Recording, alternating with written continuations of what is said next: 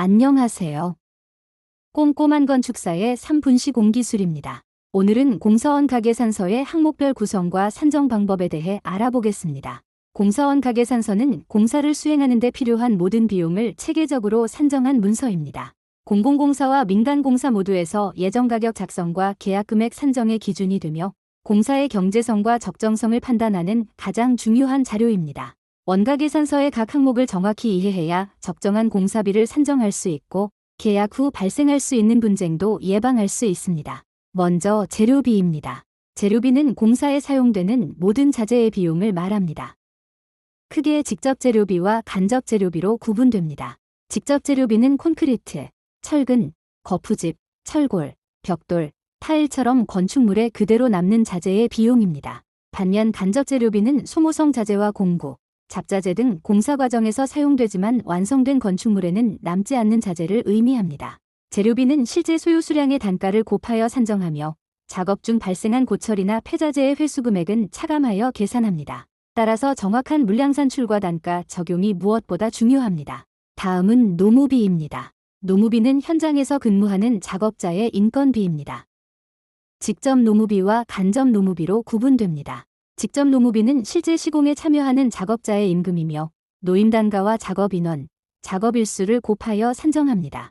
간접 노무비는 현장 관리자와 보조인력 등 직접 시공에는 참여하지 않지만 공사 수행을 위해 필요한 인력의 인건비입니다. 일반적으로 간접 노무비는 직접 노무비의 재비율을 적용하여 산정하며 예정가격 작성 기준과 조달청 원가 계산 기준을 적용합니다. 다음은 경비입니다. 경비는 재료비와 노무비를 제외한 공사 수행에 필요한 모든 비용입니다. 대표적인 항목으로 산업재해 보상보험료, 고용보험료, 건강보험료, 국민연금보험료, 노인장기요양보험료, 퇴직공제부금, 산업안전보건관리비, 환경보전비, 품질관리비, 안전관리비, 건설기계 관련 비용 등이 포함됩니다. 특히 산업안전보건관리비와 품질관리비는 법령에 따라 반드시 확보해야 하는 비용으로 다른 용도로 사용할 수 없습니다. 경비는 법령과 예정가격 작성 기준에서 정한 재비율을 적용하여 산정하므로 반드시 최신 기준을 확인해야 합니다. 다음은 일반관리비입니다. 일반관리비는 본사의 운영을 위해 필요한 비용입니다. 회사 임직원의 급여와 사무실 운영비, 복리후생비, 통신비, 관리비 등이 여기에 포함됩니다. 일반관리비는 일반적으로 재료비와 노무비, 경비를 합산한 금액의 일정 비율을 적용하여 산정하며 예정가격 작성 기준에서 정한 재비율을 적용합니다. 다음은 이윤입니다. 이윤은 건설회사가 공사를 수행하여 얻는 적정한 이익입니다. 이윤은 공사의 위험성과 기술 수준, 경영상의 부담 등을 고려하여 산정되며 일반적으로 노무비와 경비, 일반관리비를 기준으로 일정 비율을 적용하여 계산합니다. 적정한 이윤은 건설산업의 건전한 발전과 시공품질 확보를 위해 반드시 필요한 항목입니다.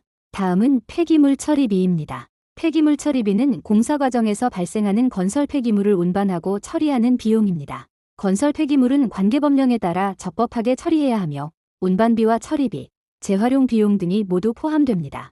폐기물 처리 계획과 처리 실적은 반드시 기록으로 관리해야 합니다. 다음은 감리비입니다. 감리비는 설계도서대로 시공이 이루어지는지 확인하고 품질과 안전, 공정을 관리하는 감리자의 용역비입니다.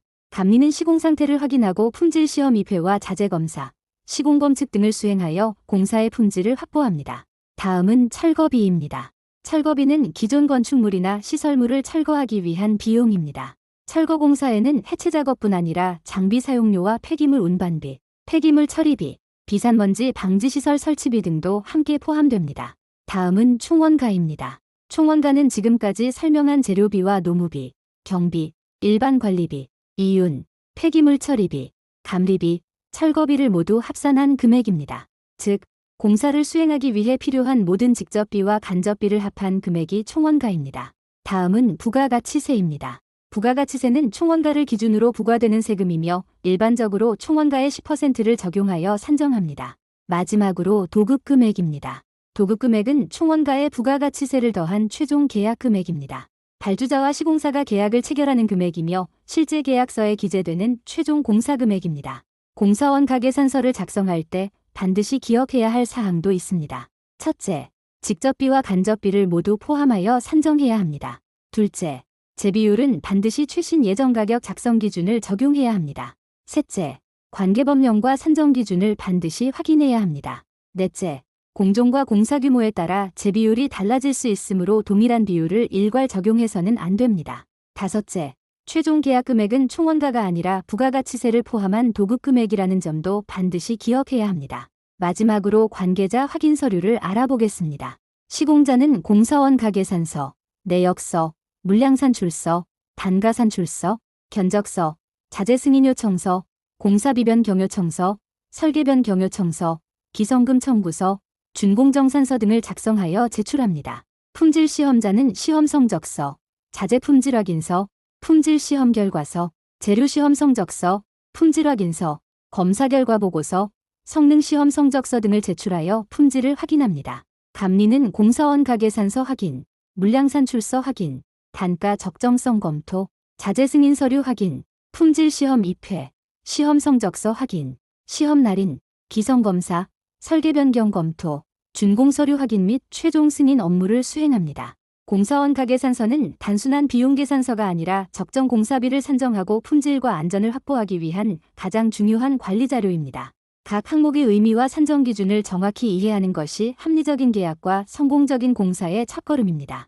이상으로 오늘의 설명을 마치겠습니다. 영상이 도움이 되셨다면 구독과 좋아요 부탁드립니다. 시청해주셔서 감사합니다.